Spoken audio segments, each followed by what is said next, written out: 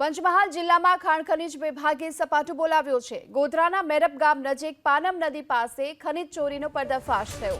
ગેરકાયદે ખનન કરતા 11 વાહનોને ઝડપી લેવામાં આવ્યા છે, જેમાં 5 ડમ્પર, 5 ટ્રેક્ટર સહિત 3 કરોડથી પણ વધુનો મુદ્દામાલ જપ્ત કરવામાં આવ્યો છે। ખાણ ખનીજ વિભાગે પંચમહાલના ગોધરાના મેરબ ગામ નજીકથી ખનીજ ચોરી ઝડપી પાડી છે। પાનમ નદી પાસેથી ખનીજ ચોરી થતી હતી। વધુ વિગતો મેળવીએ સંવાદદાતા હનીફ આપણી સાથે જોડાઈ ચૂક્યા છે।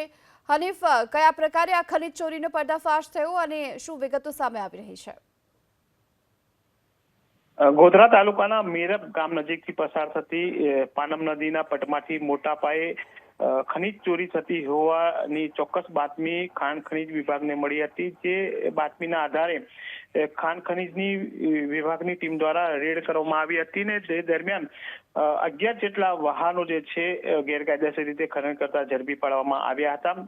ખાસ કરીને એક એક્સવેટર, 5 ડમ્પર ટ્રક, 5 ટ્રેક્ટર મળી કુલ 3 કરોડ ઉપરાંતનો મુદ્દામાલ ખાણ ખનીજ વિભાગ દ્વારા કબજે લેવામાં આવ્યો છે। અને ખાસ કરીને જે ખનીજ માફિયાઓ છે તેઓની સામે દંડ વસૂલવાની કાર્યવાહી જે છે ખાણ ખનીજ વિભાગ દ્વારા હાથ ધરવામાં આવી છે।